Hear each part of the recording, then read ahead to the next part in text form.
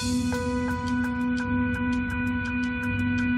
look at how impactful the smartphone was for people to literally have a layer of life within their hand. Maybe it's not something they look at visually, but it's something they interact with, they check things, they participate with. Virtual reality and augmented reality are the next big layer in our life, and it reconnects us in a way that's super meaningful. It allows empathy, it allows emotional connections, and I'm really involved and very, very interested in augmented reality. Hello and welcome to the Jumpstart podcast with Jeffalytics. I'm your host, Jeff Sauer. Today, for our 48th episode, we're going to talk with Brent Csutoras, who's a man of many talents, including the founder of Pixel Road Designs, managing partner of Search Engine Journal, and so much more, as you'll come to learn in this podcast. This interview was awesome. It's one of the few instances where I just let the interview run its course, while only interjecting minimally with questions and clarifications whenever needed. And this is all because Brent was able to anticipate my questions and answer them along the way before I could even ask them. See, he knows how to masterfully build a narrative and to keep the listener wanting more. That theme, building a narrative, is present throughout our conversation. Brent was able to build a narrative in the world of search, and he used it to make a big splash in a very small amount of time. You have to listen to this interview just for the story about poker in Vegas alone. Then Brent builds a narrative about the future and where he sees things going well into the future. And it really did feel like Brent was calling me from the future as I was listening to his story. I'll give you the setting. I'm sitting here at a dinner table in an old fishing village in the Azores, which is a island archipelago, volcanic archipelago, smack dab in the middle of the Atlantic Ocean. It's a mix of modern and classics. Basically, this house was made from volcanic bricks hundreds of years ago, but then it was retrofitted with modern conveniences and a broadband internet connection. And it got me thinking, this is the future, whether we want it or not. This is the future of the world we live in. But even more importantly, Brent gave a glimpse into the distant future and a blueprint for any aspiring marketer or futurist who wants to see what things are going to be like in the not-so-distant future. This is one of those interviews where I'm just going to stop talking and I'm going to let you listen. You're going to love my chat with Brent Csutoras. Visit Jeffalytics.com/Brent for show notes. Okay, so we're here today with Brent Csutoras. Brent, thanks for joining me on the podcast. It's my pleasure, Jeff. It's I'm really excited to talk to you today. I've heard a lot about this podcast and really excited to kind of go down the diatribe of how we all got to where we are. Yeah, no, I'm looking forward to hearing this because your journey, and we'll link to all these in the show notes, has been a wild one. And so let's go back to the beginning, though. Was there a project you worked on or a client you had that made you decide this world of social media, internet marketing was the right path for you? Yeah, it's really oddly not that well connected. The thing is that I didn't realize it until I was having a conversation maybe about a month or two ago with my girlfriend about hacking systems, and she made an observation that really struck me, is that I'm kind of a hacker of systems. I will typically look at a system, figure out how it works, find the easiest and quickest way to kind of cut through and have success, and then once I get done, I kind of end up getting bored and moving on. And so for me, getting into marketing, I really didn't even know there was this marketing thing. It never really struck me as something. I was actually coming back from Tokyo. I had been a meteorologist in the military. I had gotten out and started doing some journalism in Tokyo for the electronic music industry, right? So that's kind of a whole hack in itself of opening up a magazine, seeing the editor's email, knowing that the number one techno producer was out of Tokyo, emailing Sony Records and saying, how would you like a feature interview, in this magazine for Kenny Shi, and then emailing the magazine saying, how would you like a feature interview with Kenny Shi, and having them both say yes, and then going into Tokyo and spending 3 days with this guy, going to like technological events and a Daibo, the electric dog release was a party that he was involved with, and so I got to spend a lot of time with him, and I wrote a really nice article, and it ended up getting me kind of journalist credentials inside of Tokyo, and so I was able to go to any event I wanted to and started kind of doing that. And so I was coming back to the States, and I had stopped over in China for a while, and I had met this guy who was, doing electronic certification, like UL, Underwriters Laboratory, and things like that. And apparently there was this really long backlog in getting the product, certified. It would take like years to get it done overseas, but if you did it in the States, it could be really quick. So they wanted me to basically act as an interpreter, kind of not that I can speak Chinese, but my ex could at the time. And so they wanted us to kind of act as a middleman to speed the process up. And so I was sitting there in the States, I had this business going, and I was just posting on forums, and I was reading around trying to get more business. I wanted people to come to me for AQSIQ, which is a certification for recycling in China, and it's very limited. It's very hard to get, and you basically have to bribe everybody to get the certification. If you don't know who to bribe, then you can't get it. And so we knew who to bribe. We knew how to do that process. And so we were trying to do that. And so I was just linking back to my website, like, hey, come here to get your AQSIQ certification. Ended up ranking in MSN at the time, #1 for AQSIQ, which was bringing me quite a bit of traffic and leads. And so the money didn't come quick enough. I was just in a situation where in this industry, it could take like 2 years for you to get paid at the end of the project. And I couldn't pay my bills in between. So I got into a position, I was like, man, I really need to find a job.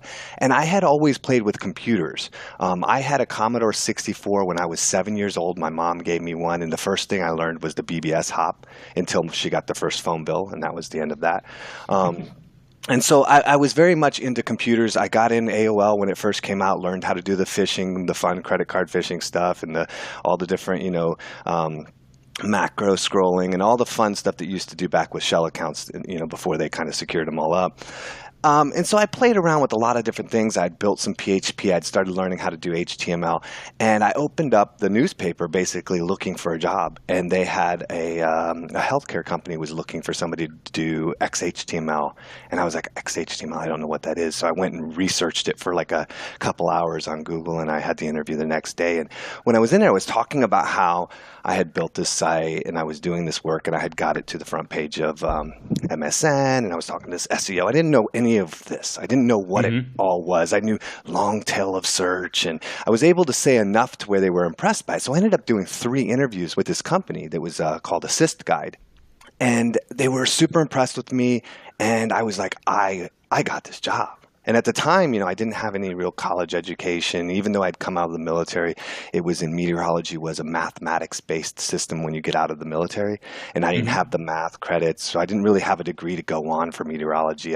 So I was stuck in this place where I was like looking for anything that would give me rent and some kind of stability.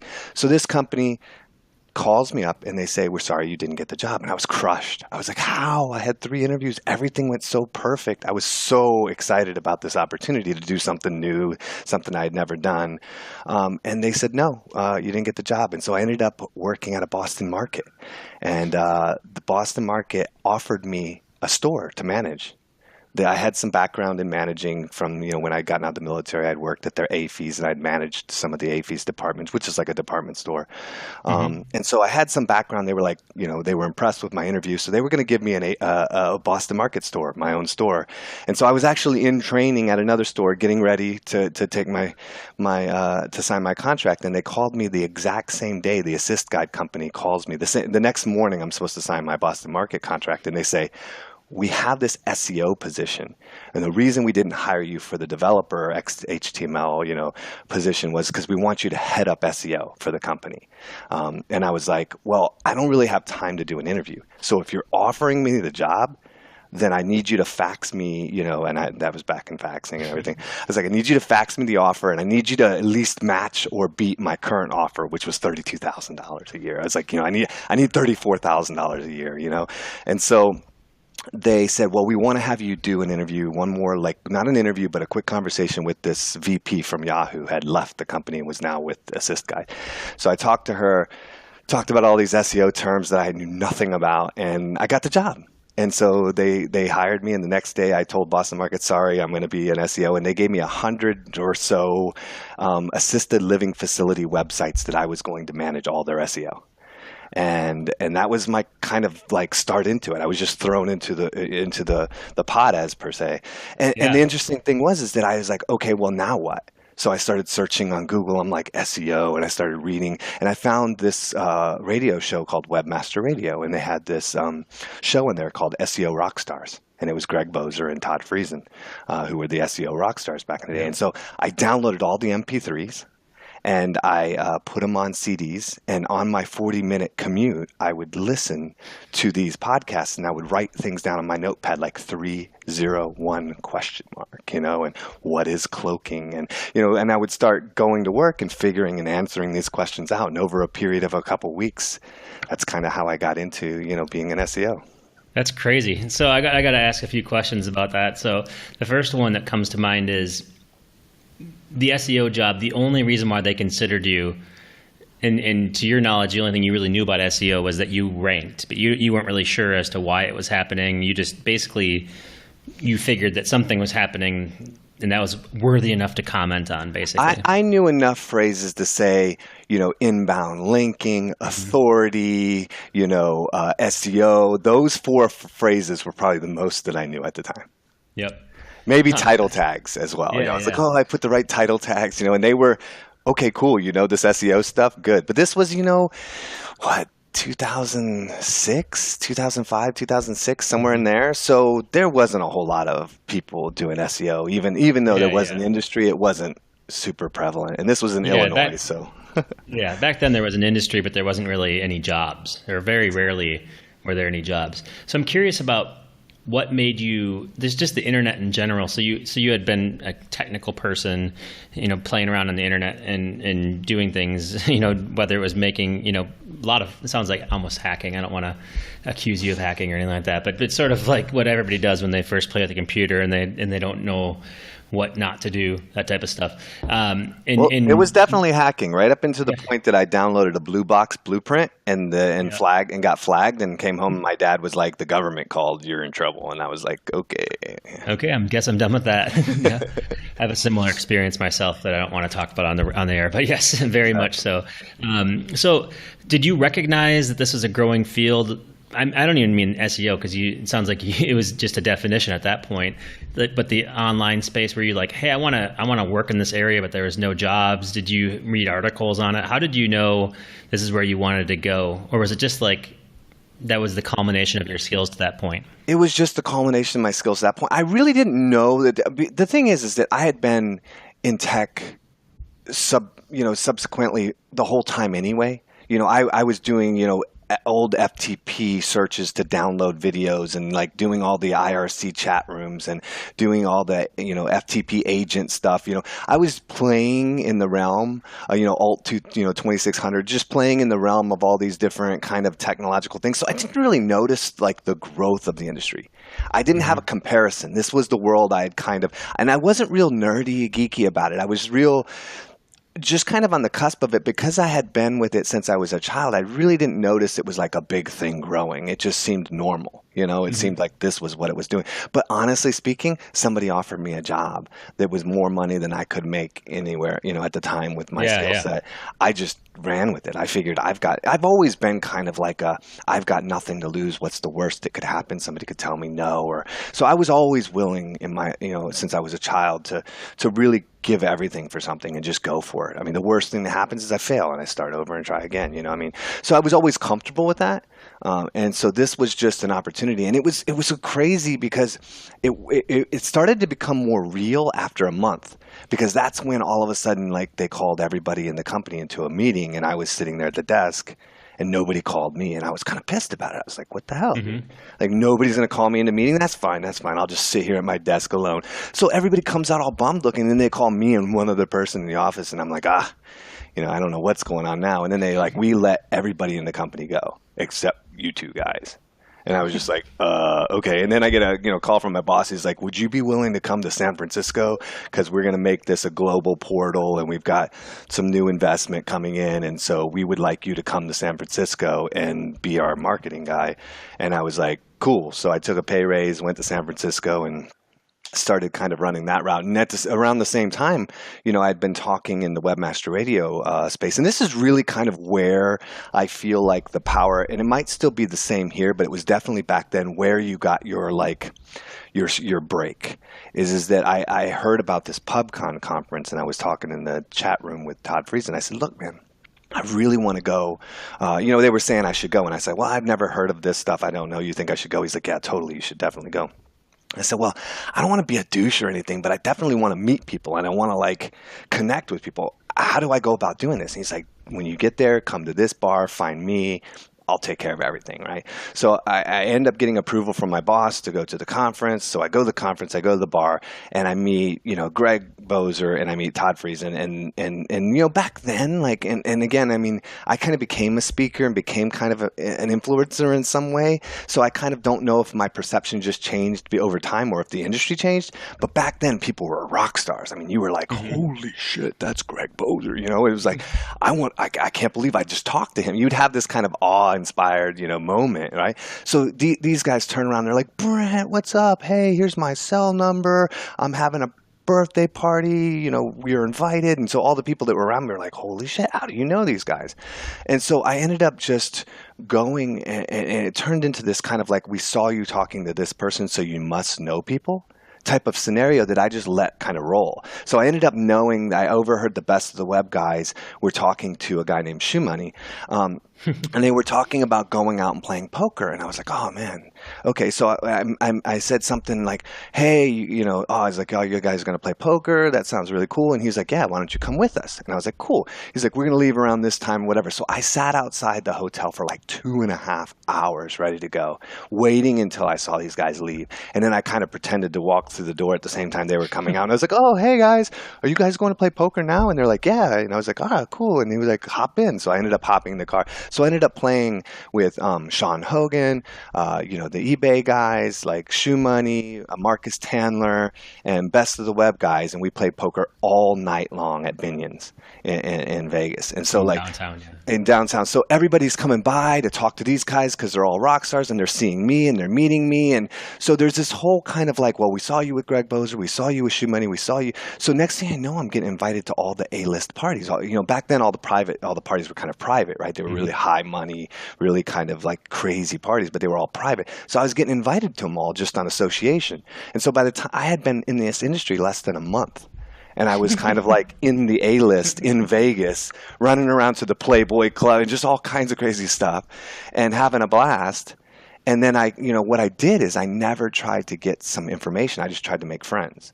So I remember I walked up to Matt Cutts and he was in the corner of the room and everybody was flooding him. And somebody had told me Matt Cutts likes Sprite.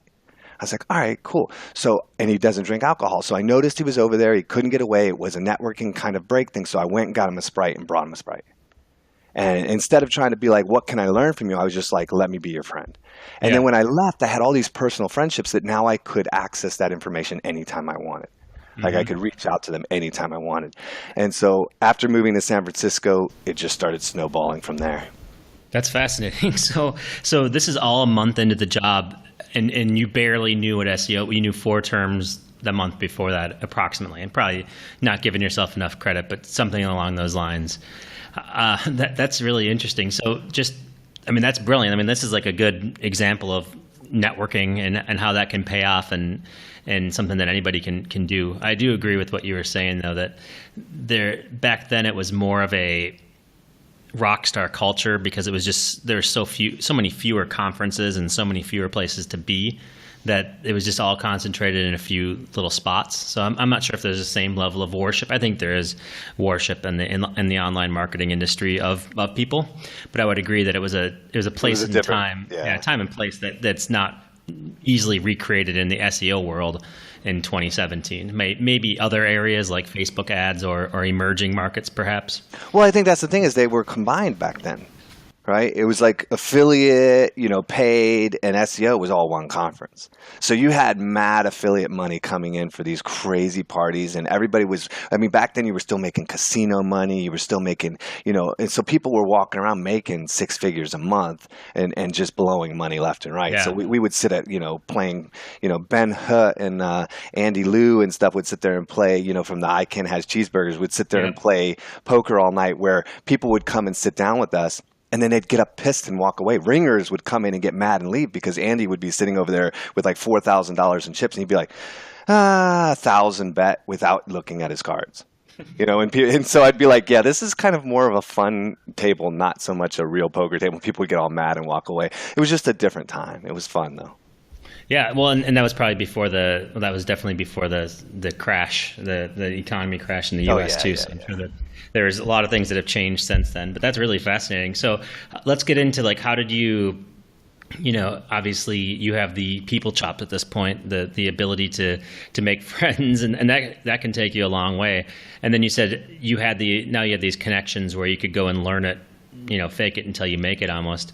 So how does the learning process go? Is it just hands on? Is it do you catch up with the skills around the networking quickly, or how does that part So go? it's weird because I made such a significant shift only like about 3 or 4 months in. So my thing was is that I was definitely learning a lot, right? There was a lot of information. I went to the conference. I remember one of the best presentations was a good friend of mine, Roger Martini Buster, was doing a presentation where he literally was speaking a mile a minute, and it was all just tips like.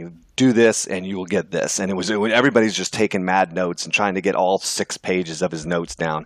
And so you start learning some things, and back then it was very easy to test some things. And so one of the things that I had tested was about 3 or 4 weeks in, I had been talking to my ex who spoke Chinese, and she was translating all of these stories from the media into English for me. And I was like, man, these stories are crazy. There's just some of the wildest, craziest news stories, the ones that were worthy of her kind of telling me about, right?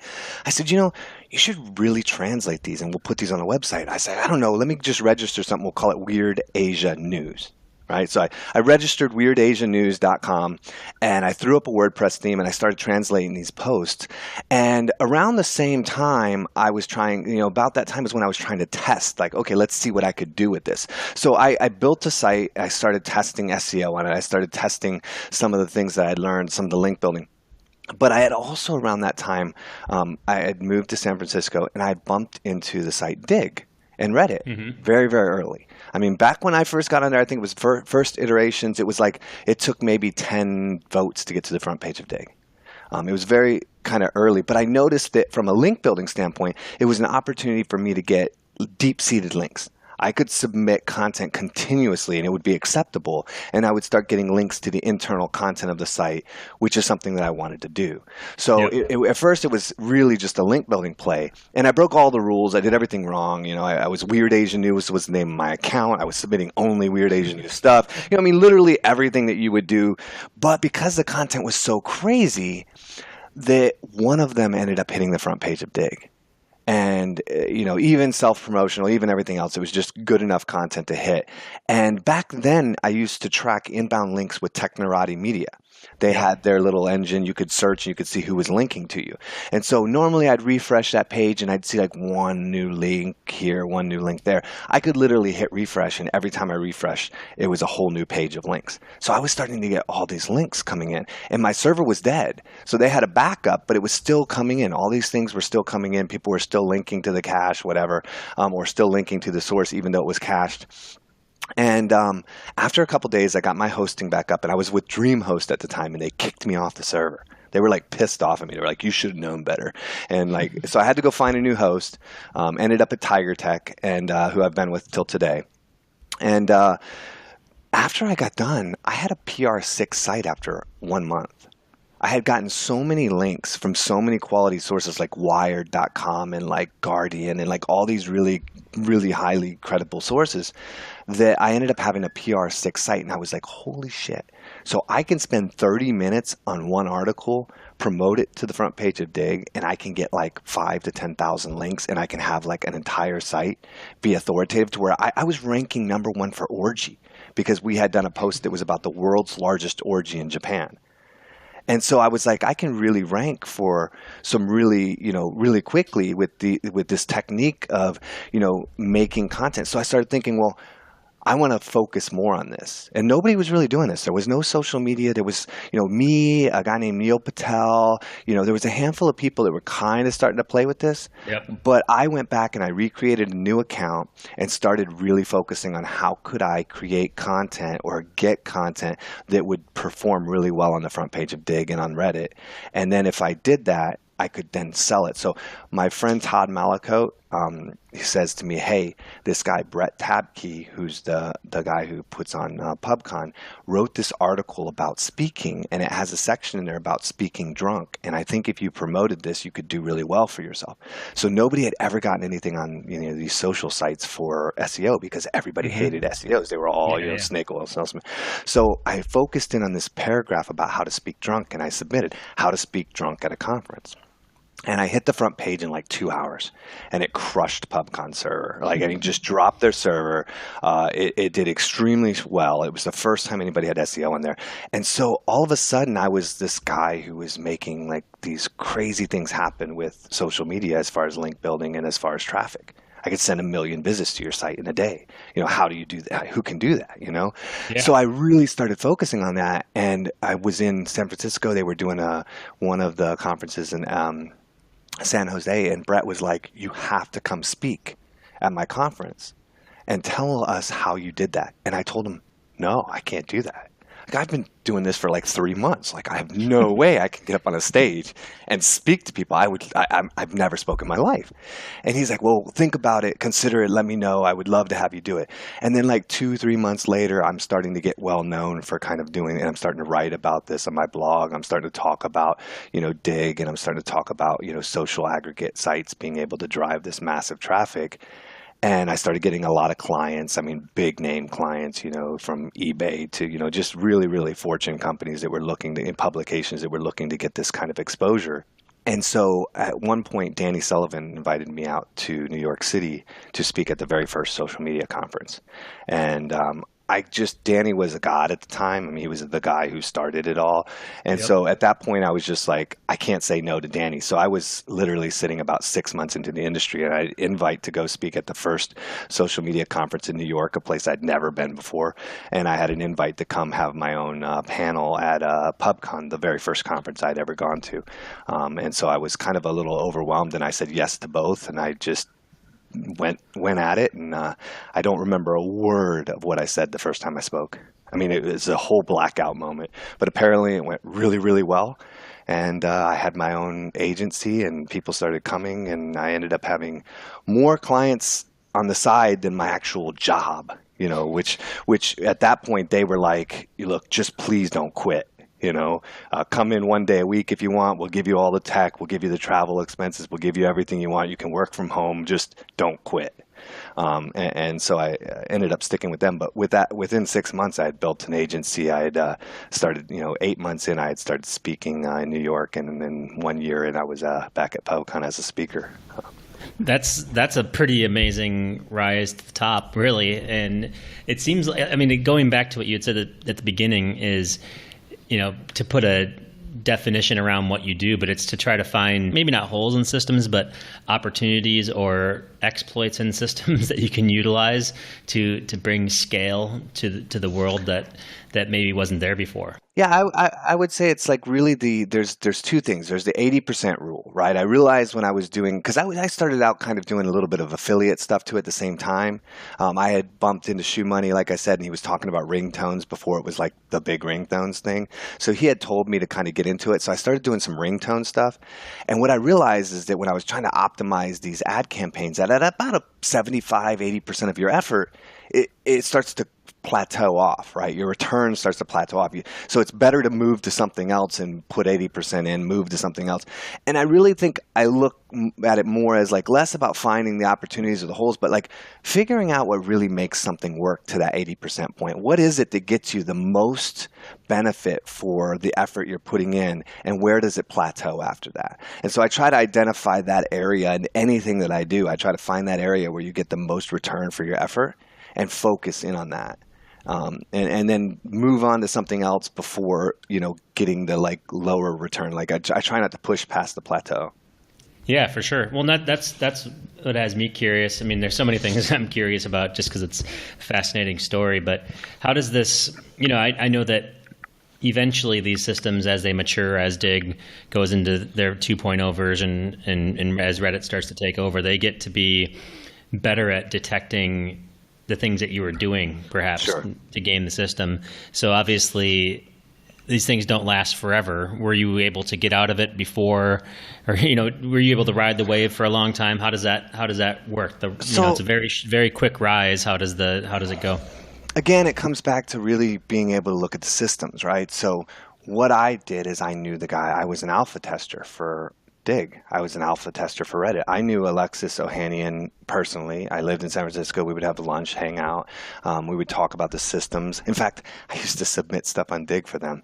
I knew those guys, and it was the weirdest thing because I would be walking through the offices to go, and Reddit used to be one office. There was only 6 people. And it was in the back of the Wired offices in the Condé Nast building, right? And so I would walk, but Wired was a client. Like Condé Nast was my client, and I was paid to submit on Reddit for them. But they owned Reddit, but they wanted to, it was just this really interesting dynamic back then. But I knew the guys behind the companies, and I paid attention to who were they hiring, where were they spending budget, because you can learn what their focus points are on. When a company's not focused on spam prevention, then you're pretty open to do what you want. When they're focused on it, that's when you need to work on other things. So I never felt like I really crossed a line that was too far. I think that we did some gaming stuff and we did some automation and we figured out some things, but I always erred on the side of failing. We would create like accounts that would maintain, but when it came to submitting like a client, it was always person.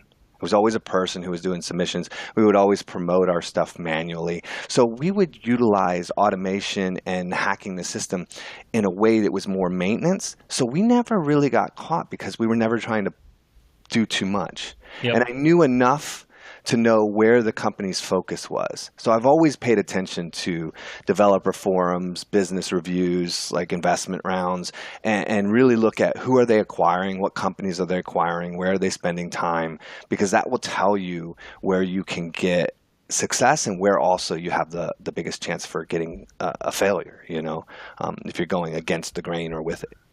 Yeah, absolutely. And I think that even then, it seems like if they're not actively punching these things out or stamping them out, then it just means that you aren't noticed. Like the worst thing that can happen is that it just doesn't hit. And so you're basically increasing your chances of getting hits, which is what any company wants when they would hire somebody's services. And then with Dig and stuff like that, you're right. I mean, the systems, industries as a whole normalize, right? It's not as much of a super skill set to be able to do these things. It starts becoming a bit more normal. And we realized when Dig failed to have the acquisition, I had some, insight kind of understanding to why that occurred. And a lot of it was platform. The platform was just not good. And so when they went to go start recoding the platform, when the investors basically took over the company and started focusing on, okay, well, we missed the sale because of the platform, let's rewrite the platform. When these things started coming into effect, you started seeing the grass is greener. So this was the biggest problem with what Dig did, is that Dig was the king of the aggregate space, but the aggregate space did not have the money that Facebook's and Twitter's did. Mm-hmm. And so the idea is that, great, you're Dig, but how do you become Facebook? And so there was a lot of pressure for Dig to become the next social network, and that was not what the niche was. It was not what the audience was. And so they were forced to release features. They were forced to go in a direction that ended up alienating their user base and caused their user base to jump ship. We saw that very early on. And when that started occurring is when we started focusing more on Reddit. We started focusing a little bit more on Delicious. There was other areas. Facebook had opened up their platform. Twitter was starting to get pretty big.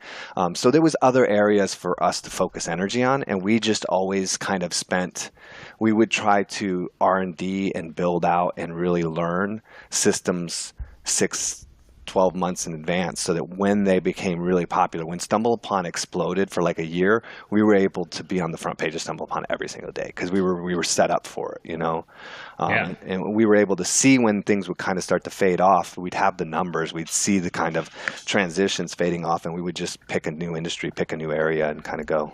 Yeah, it seems like, and that's actually something that I like to ask a lot of people, is how important is location to your success? And it seems like being in San Francisco, is a very, very important piece to this thing, and being in the area where these companies are located was a huge important part of this. Yeah, absolutely. I mean, even if all you can do is visit, like, I think people should definitely get localized, because it's very easy. A lot of people don't realize that everybody's just a person. Like, if you're in Miami and you're like, I want to go have coffee with Brent, all you got to do is message me and say, I'm in Miami. You want to grab a cup of coffee? And I'm going to say yes. Right? Most people are not hard to get in touch with and not hard to connect with if you make it easy for them. So if you're in San Francisco and you're talking to somebody who works at a company, you're like, I'd really like to just know more, or I want to come get a tour of this company. I want to connect with somebody. Going and visiting can be huge for just having those personal connections. And then knowing how to foster those connections, by creating kind of friendships out of it. And it really comes down to, in my opinion, listening and understanding what people want. Everybody wants something. Give them something they want before you ask for what you want. And that comes down to listening. And when you listen, you see an article that somebody might like, and then you send it to them with a note. It's like, hey, I remember our conversation. These are all like social, currencies that allow you to kind of get in good favor with people. And it's study of influence in psychology, right? You can set yourself up to get, in a place where you're, looked at as a positive influence, and get more information and have more success in these spaces. Yeah, for sure. I mean, it seems like that's what you're continuing to do with this process, or you had continued to do this, was to listen, to say, well, if people are moving away from Dig and they're going to Reddit, or they're going to Stumble Upon, or they're going to, Delicious, but they're making changes and Yahoo's going to ruin it. So we need to look at Twitter now. I think that there is whispers of these things happening if you read blogs and if you pay attention. But I think the biggest thing is to try it, right? It's to see what is working. So what works, because a lot of case studies, and that's how a lot of people will learn through case studies, and it's usually something that worked a year or two ago, and then people are finally, once the trick is done, they'll write about it, or they'll do a case study about what happened back in the day, where it's like really impossible to recreate those conditions that are there. So it seems like a lot of what you do is to create your own conditions where you can test it out. Yeah, and so like where I'm at, like to give an example of that, is like where my mind is right now is I'm really big futurist at this point. Like I focus a lot on future technology, future science. I'm very involved. I read a lot about like CRISPR and Cas9 and genetic resequencing, reverse aging. I'm really into like Elon Musk and SpaceX and space exploration. I'm really interested in a lot of like solar, but one of the big ones for me is augmented reality. I mean, augmented reality, if you look at where companies are spending money right now, everyone in the space is focused on virtual reality as a doorway into augmented reality. Virtual reality being the entertainment, it's the TV you watch, it's the music you listen to, and augmented reality being another layer of life. If you look at how impactful the smartphone was for people to literally have a layer of life within their hand, maybe it's not something they look at visually, but it's a layer of life. It's something they interact with, they check things, they participate with. Virtual reality and augmented reality are the next big layer in our life, and it reconnects us in a way that's super meaningful. It allows empathy, it allows emotional connections, and I'm really involved and very, very interested in augmented reality. I tested it back in 1999 in Tokyo, so I have a bit of background in like playing with a lot of this stuff, but now I'm really looking at like Facebook just launched 360, right? And they're looking at doing a new, I think they call it Sacramento is what they're calling it, but I can't Santa Cruz or something, like there's a name for their new device, but it's almost like a mix between Oculus Rift and Google Glass. It's a completely contained head unit. And they launched 360 to do the virtual reality environment for 360i, the interactive 360 videos, right?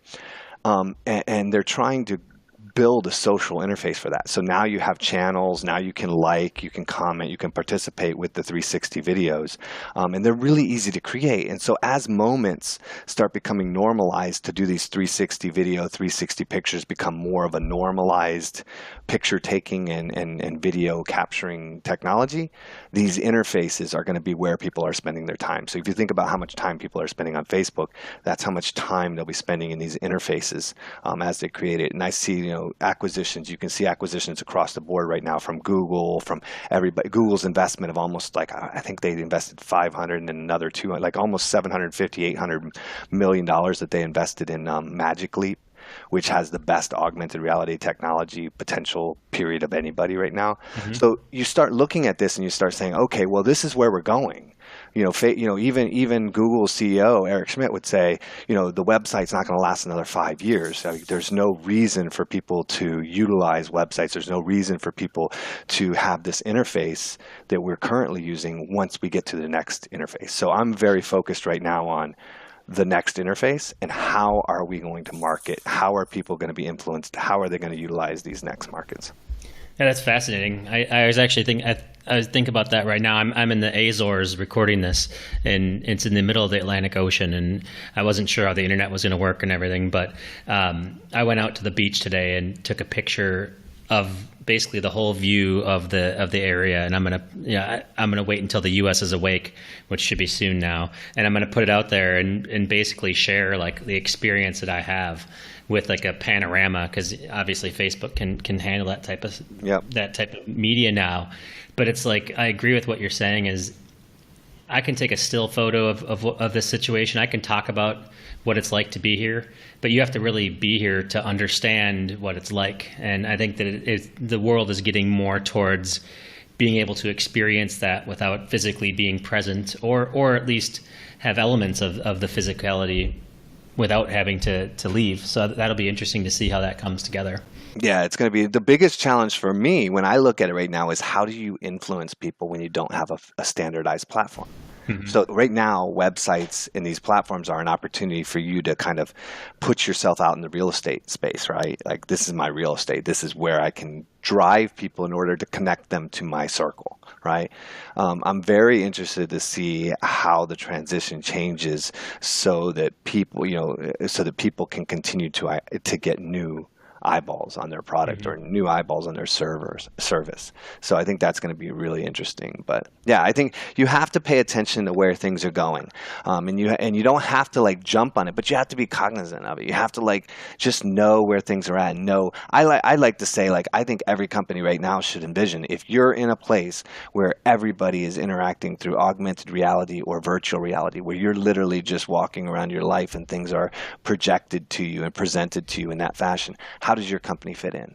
You can't create the technology today. It's too expensive for you to create an app. It doesn't really function the way you want. You don't know what the final platform is going to be. So I'm not saying people should run out and build something today, but if you could build something and you were to build something in 2 years, how would you fit in? Because when you know that, the answer to that question, as the technology progresses, as things start to move forward, you know where to spend time testing, where to familiarize yourself. Like you said, take a panorama. 360 cameras, 360 cameras right now are anywhere from $250 to $400. So you could get a camera relatively inexpensively and start doing that, start testing doing 360 video right now so that you know, hey, this is kind of how all this stuff works. And then when podcasts and when these kind of shows have an opportunity to kind of have, you could actually be in an audience and have two members sitting on a mock stage, like how would your show exist in that space? And knowing how 360 video works, knowing the limitations, paying attention to these things, whenever that platform launches, you're going to be light years ahead of being able to implement faster. Yeah, I would agree. I mean, I think that a lot of this comes down to a lot of the future technology is you don't always have to have a business case to use it. Sometimes you should just be a consumer first, or most of the time, just be a consumer and understand it and see how it affects your life. Like I remember even just trying to get big companies to adopt search marketing back in the day, or trying to get them to understand social or whatever. It all comes down to, like, what do you do in your daily life? Oh, you're on your phone all the time, and you don't think that your company needs to have a mobile presence. Like, how can you not see this connection between your behavior and the behavior of people around you, and not think that your company needs to participate in that area? Like, this is where people are going. And like you said, you don't have to be at the beginning of the technology curve to just sink money into something that may or may not work, but you need to have an idea as to how you're going to play there once it does mature. And not everything's going to mature. And it's the weird thing with internet where people have shortcutted this process that's been so tried and true. I mean, it was one of the reasons I ended up creating my design company was simply because, you spend months creating an ad campaign in real life, like, understanding your demographic, understanding the material, understanding what words work, understanding the psychology of the images you use. Like, these are all things that are like, known entities that get thought out when you're doing an advertising campaign. But when people go online, they tend to just bypass all of that and go right to the end product and say, well, we'll just throw this out there and see if it works. One of the biggest complaints that I've always had about social media is this idea that people are going to take an existing ad campaign or some kind of marketing campaign, and then they're going to utilize social media not as a community or as a platform, but as a visibility metric. It's like, I want more people to see my ad. But, people on Facebook are in a different mindset and a different use case than people who are on Reddit or who are on Twitter. And you have to know how to advertise to the community and how to participate in the community with a meaningful sense. And so for me, it's always frustrating to see a company who makes one campaign and then just shares it across all mediums versus saying, I'm making a Facebook campaign, I'm making a Reddit campaign. Because if you were going to do that in the real world, you would not say, I'm going to make whatever commercial I want and then I'm going to show it on all channels, or I'm going to make whatever print ad I want and I'm just going to show it in all magazines. You would curtail what you're doing to the audience, and that makes perfect sense when you're talking about traditional medium. But when you go online, people don't even think about it. Yeah, I would agree with that. And even I think a lot of it comes down to thinking you can throw money at a problem. Yes. That you can just basically, either you have to be good at what you do or you just have to pay enough money and rise to the top. And I think that did help companies for a long time in the traditional sense. Just being present was part of the solution, I guess, just being out there. But now I agree with you is that if you want people to connect with your brand, the same tired message doesn't really work very well. I would say the one thing, I get tired of kind of hearing the baby boomer thing, right? Because it gets so overdone, right? It's like, oh, baby boomers this, baby boomers this. But if I could say there's any one point to take away from the whole diatribe of research and everything else about baby boomers is they're much more focused on the experience. And if you haven't seen that transcend, what do we talk about in every sense of what makes something go viral and what makes you want to share something is it's an emotional reaction. You're having an emotional experience with some kind of material and you want to share that, or you want to use it, or you want to kind of stay true to it. And I think that that's the one big takeaway is that you have to understand that when you go into marketing is that everything's about an emotional experience. And so if you can make things connect in that way, you're going to have a lot more success. Yeah, absolutely. And you need to let the people use their imagination to fill in some blanks too. Sure. But that's where the motion comes from. It's from drawing on their experiences. Yeah, I'm reading this book, Contagious, now, and it's very interesting because I thought I knew a lot about marketing in general, and having read this book, I've re-questioned a lot of the fundamental beliefs that I've had, and it's really changed my way of looking at marketing as a whole. And so it's such an amazing book, and I really would recommend it to anyone. Yeah, I think is it about ideas that spread or something like that? Yeah, it's the ideas. It's basically the guy who's a scientist, whatever, a teacher, and he ends up reading the outliers. He reads all these, but he's like, all these tell what happens and they tell why, but they don't really explain how you can influence it. So he really goes at it from like, what are the key, and it's great, the examples that they go into, like, what do you think would happen? And everybody's like, 90% said this would happen, but the truth is, it didn't happen, right? It's like crappy ad campaigns that nobody liked ended up causing more conversions than the one that everybody loved. And it's just really, it all comes down to the psychology of how people think and how they act and what makes us tick. And I think when you go down to that, and this book really outlines all of that really, really well through multiple examples, you start to get a sense of like, okay, this is how people work and this is what makes things really successful or not successful. Awesome. I think I've bought it before, but I never got around to reading it. So I'm going to add it back to my list, and we'll put it in the show notes too. So this is like really fascinating. I mean, we've gone through a lot, and actually, I mean, it's like what I could summarize is that it's a lot of it comes down to thinking about the person that you're marketing to, thinking about the platform, and thinking about the future. One of the questions that I had along the way is, how does one right now getting into this career, or just starting their career, how do they maintain that future focus when a lot of when everything's focused on what you're doing now and where things are going? How do you become a futurist? Is that an incremental thing where you were just involved in 1999 and you saw virtual reality in Tokyo and you just keep on going with that? Can somebody teach themselves how to do that? So I personally, I listened to a presentation called "We Are Gods" by Jason Silva.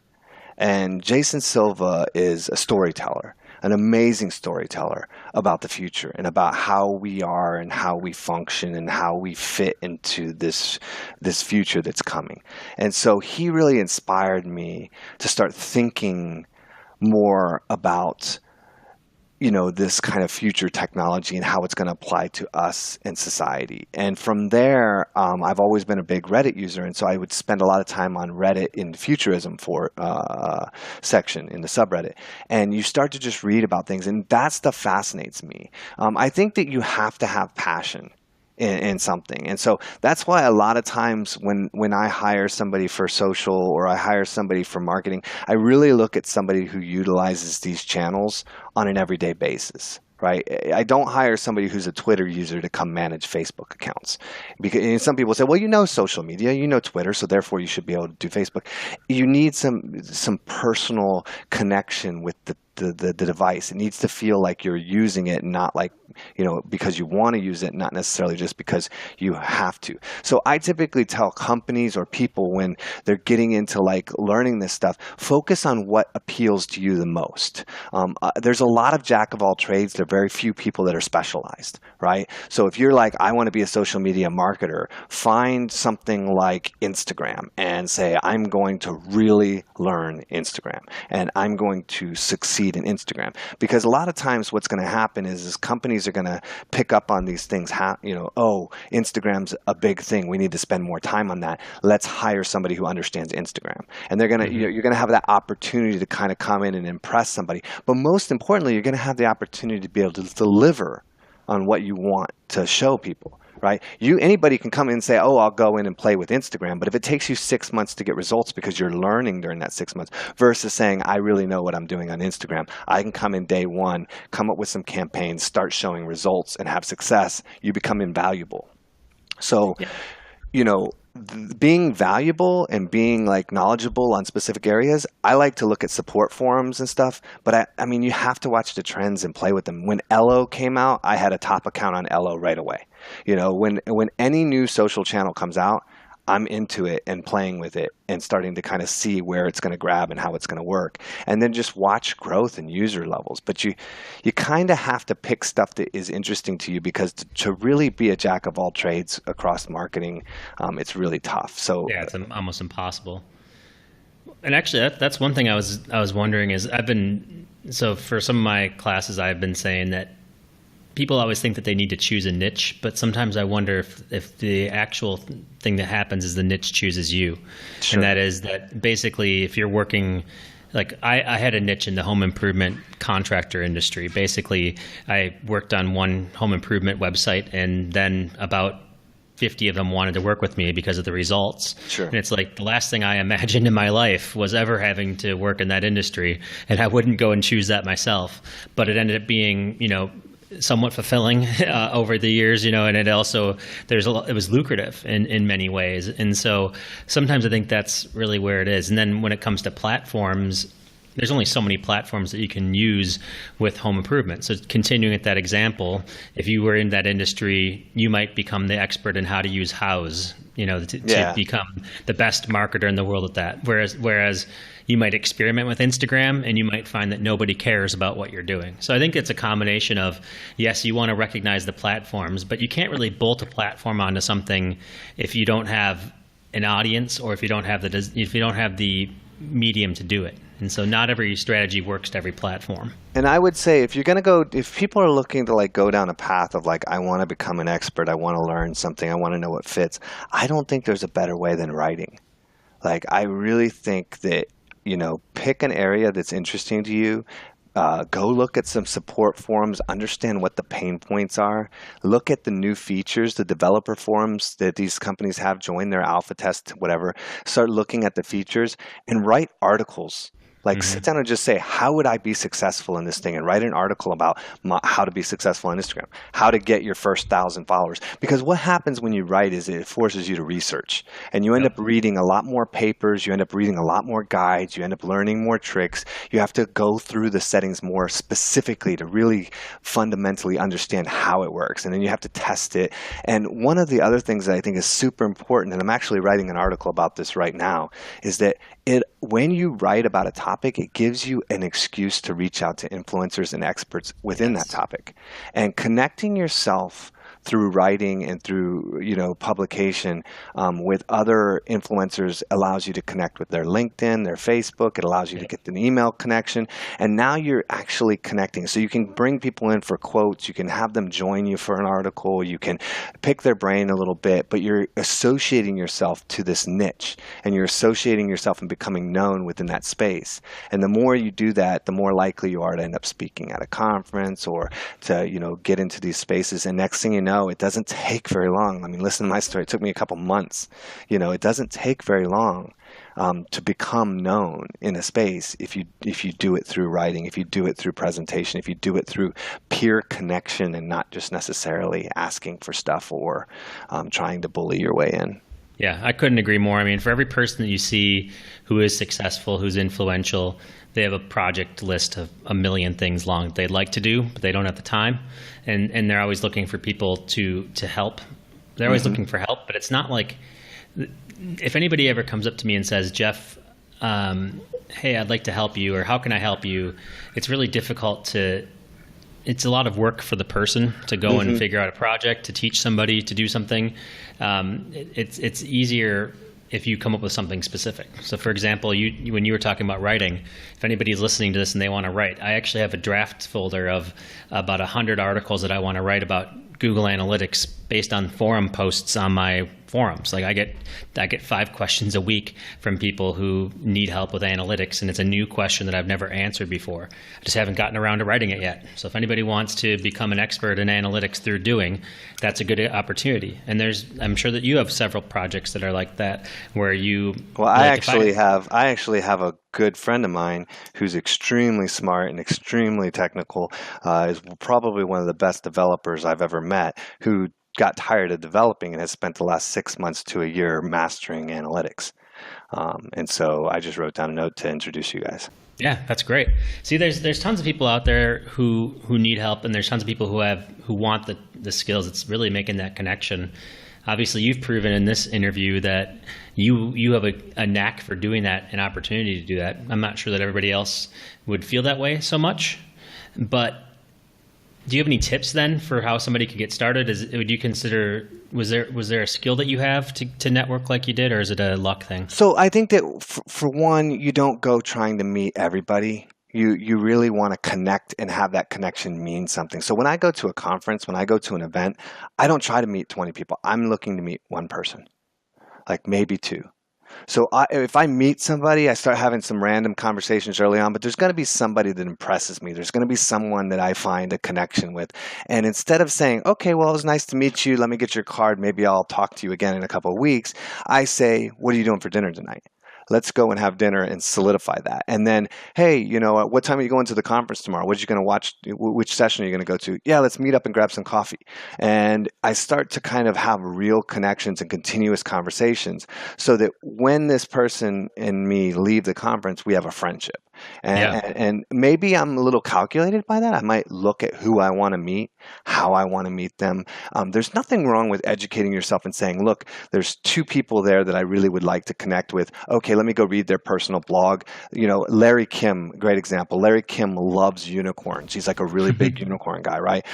And people go out of their way to give him unicorn costumes or stuffed unicorns or things like that, because it's a great way to say, hey, Larry, I know something about you. I know you, and I wanted to connect with you. So here's this gift that I know you're going to like. It's the same thing as like my Sprite story with Matt Cutts from Google. There's nothing wrong with learning a little bit and using it as a way to connect yourself. Remember, most people are just people. Never feel weird to go up and talk to somebody. These are not like, Christian Bale type celebrities where they're like going to scream at you for talking to them. You can walk up. Most of them are just average, everyday people that are completely, don't even really understand why you want to talk to them. They're just like, okay, cool. You want to talk to me? Great. Come to people, talk to people, make a connection. Don't try to get something from somebody right away. Just try to connect with them. And then try to provide something of value first. I would typically try to send somebody an article or send them a lead or send them some kind of something that I give them some social currency first so that, they understand. And read a book called Influence, or read some of these, books, because there's some basic, even watch the YouTube video. You can watch summaries of like Influence. The guy who does the Influence books gives a 15-minute summary on YouTube. You'll learn enough to feel confident in how to approach and connect with people, but you have nothing to lose. If you walk up to somebody and they don't want to be your friend, you have lost nothing. Just give it a shot. Go for it. Remember, you have nothing to lose and you have everything to gain, and be genuine and try to just really connect with people, and you will have success. Yeah, absolutely. I mean, I think about my deepest connections in the industry, and it's always, it's mutual admiration is a given, right? You can't use that as the reason why somebody is your connection or your friend.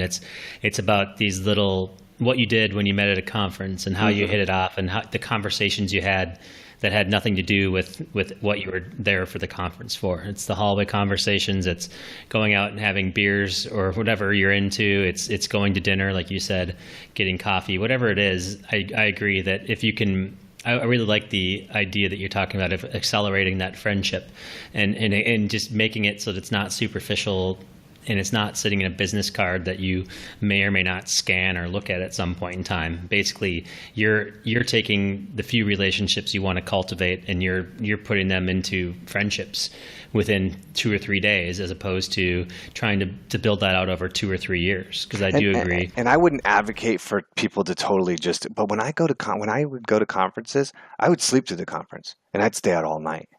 The goal for me was, become the friends of these speakers, and you don't need to go to the session. Again, there's definitely value in going to sessions and learning. But my point is, a lot of times I go to conferences and people are like, they're at the conference the whole day. Then they go home and they sleep in the hotel for the night, and they don't even go to the networking events. For me, the networking is probably the most important thing, because as much as we know, and this isn't just in marketing, this is in all business. This is in every field of every career. When you get to the top echelon of any career field, it's who you know that really equates to whether you have success or not. And I think it's important. I don't use this very often, but I have numerous connections at Google. So if I have a really, really real problem, I have 5 or 6 people I can contact directly who can help resolve my problem. I have never used that ever, but I have that capability, right? This is the level, the things that make or break whether or not you can ultimately have success when you hit a roadblock, because there's going to be points in where you just need to know somebody who can get you past something or help you out with something. So connections are hugely valuable in this industry, and take the time to really get them. Yeah, and it's like you said, it's putting it in your back pocket too. Like I'm in the same boat, and I would never use those connections if I didn't have to. But then there's some times where you know that you have it, and it gives you confidence beyond just being able to ring them up and get an answer for something. Exactly. My favorite connection, my back pocket connection, I hope I never in my life have to use, but I love having it, is that one of my really good friends is Robert Hansen, who's probably one of the best hackers in the world. He was the guy who created Slow Loris, which brought down the Iranian government during the revolution that they had over there.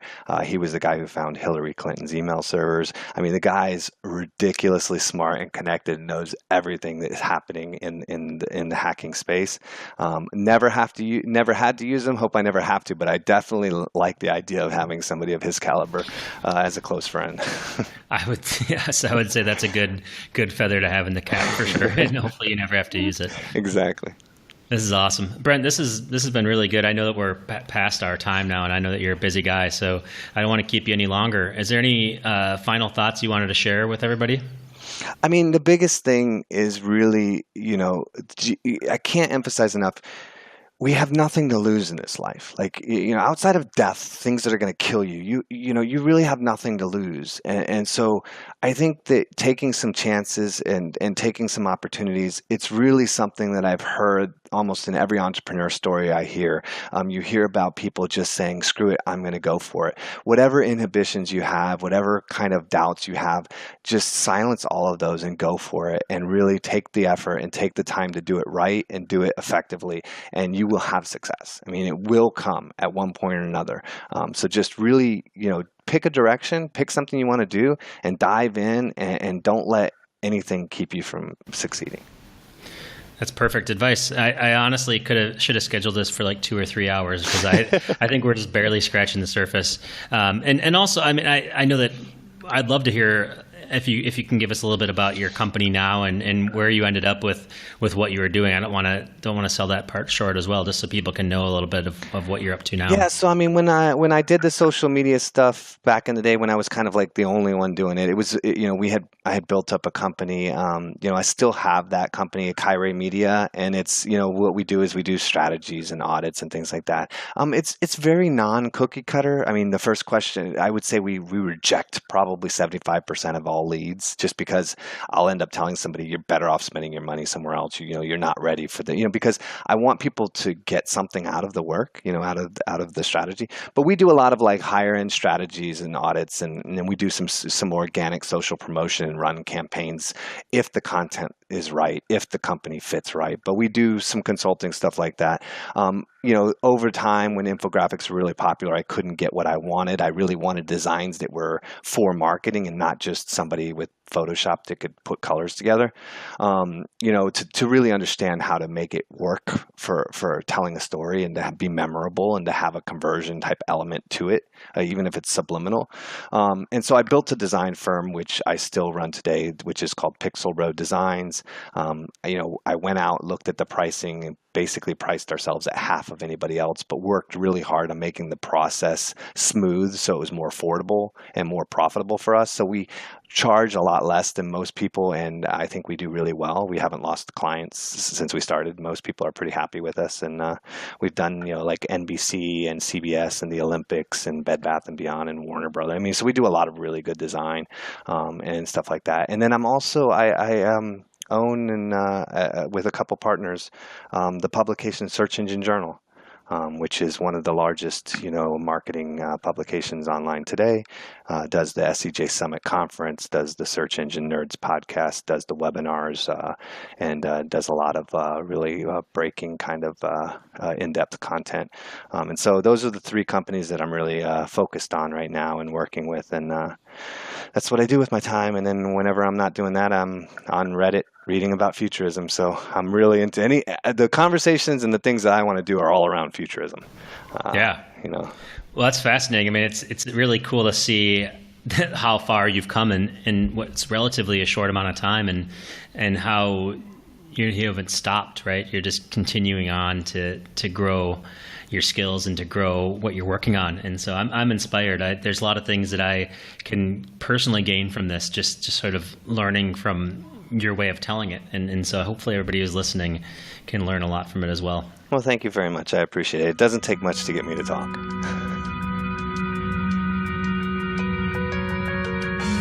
Well, Brent is about as interesting as they come. I could have talked to him for another 2 or 3 hours, and after we hung up the interview, I did say, hey, Brent, maybe I can have you back on sometime, talk some more about these topics. So if you want to hear that, if you're interested, let me know in the comments so we can get Brent back on the calendar. He's a hard man to pin down, but as you can see, it was well worth the effort. I hope that you enjoyed hearing from Brent and that you're inspired to read some of his book recommendations, check out his companies, and to start thinking about the future and where you play in it. Thanks for the chat, Brent. I'm looking forward to meeting up with you in the future. You see what I did there? Okay, for show notes, visit jeffalytics.com/Brent.